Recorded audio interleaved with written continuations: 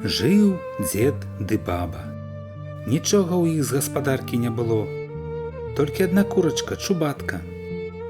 Жылі яны, жылі, дажыліся, няма чаго варыць. Вось дзед і кажа бабе: баба, звары хіба чубатку, ці што?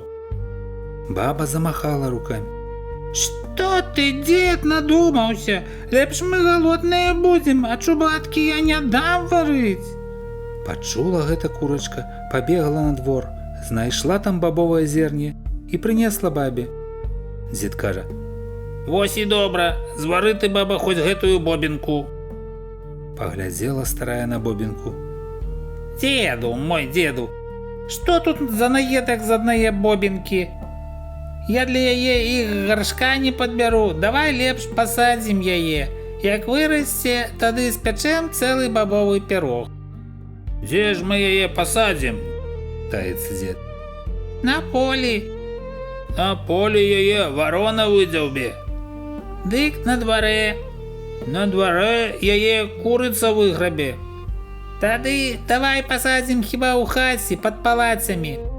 Добра.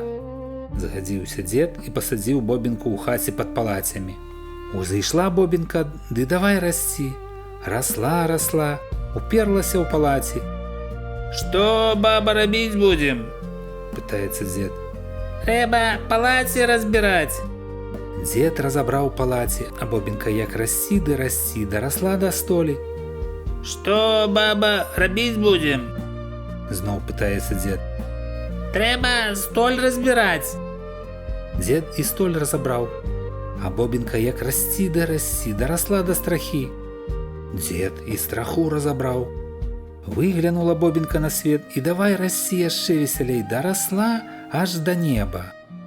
Узяў тады дзед торбу, палез па сцяблу на неба, абабраў спелыя струкі і вярнуўся назад. Зарадавалася баба, цэлую торбу струкоў прынёс дзед. Ну, цяпер то мы ўжо наядзімся пірага. Палузгала баба струкі, высушыла боб на печы, змалола і расчыніла ў дзяжы цеста на пірог. Цеста як расці, з дзяжы вон лезе.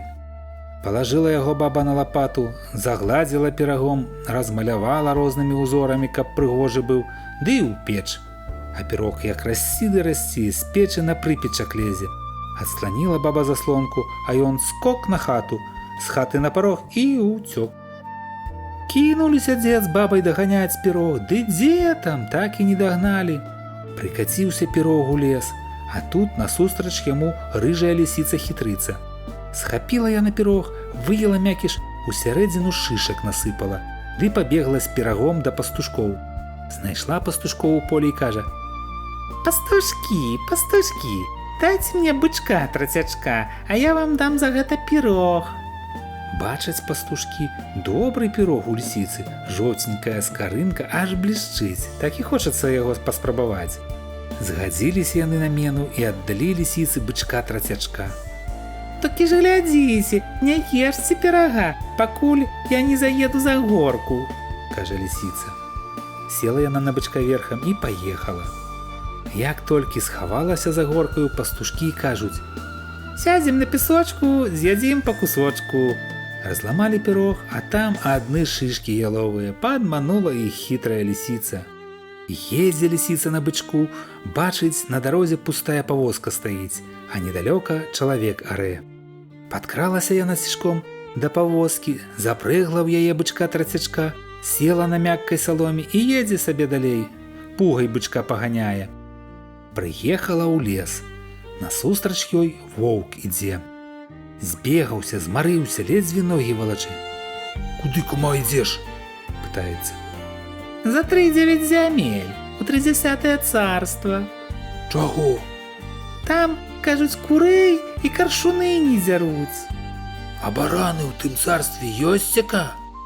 Аблізнуўся воўк. Ды іх там хоць гаць гаці.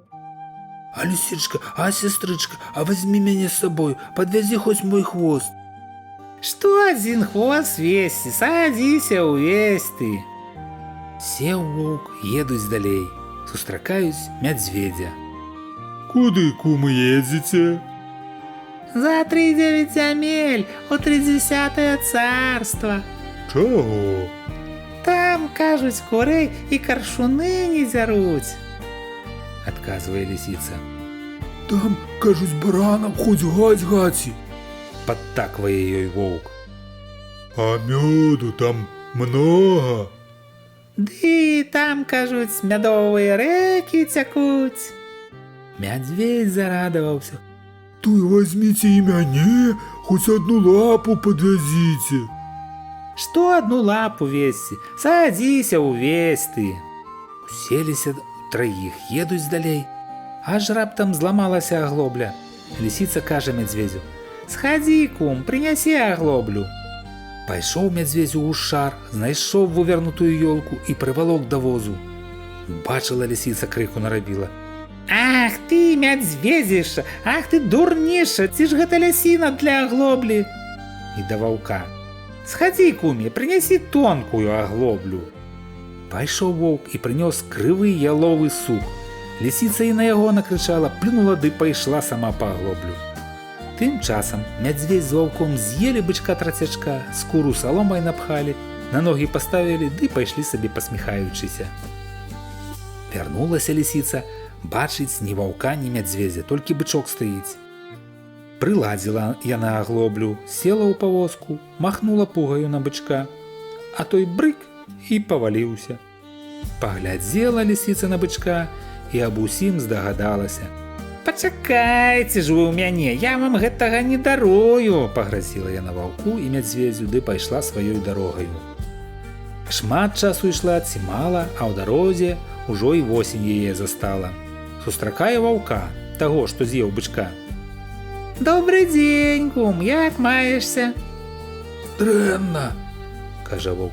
Нешта азяб на дажджы, аж увесь калачуся, зуб на зуб не трапляе. То трэба новый кажух пашыць, раіць лисица. Правду, кумка, кажаш, згадзіўся воўк. Пабег ён на выган, схапіў авечку і прывалок у лес. Хопіць на кажух, пытаецца ў лисицы. Мала, кажа лисица. Прынёс воўк яшчэ одну авечку. Цяпер хопіць? Не, яшчэ адну трэба.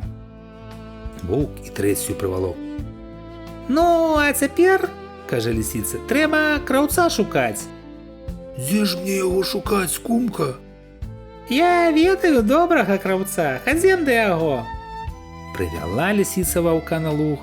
Там у кустах на прывязі жарабец пасвіўся. Вунь ён, кравец. Воўк зарагатаў. Гэта не кравец, а жарабец. Не, кумка, як сабе хочаш, а розуму ў цябе мала. Лисица пакрыўдзілася.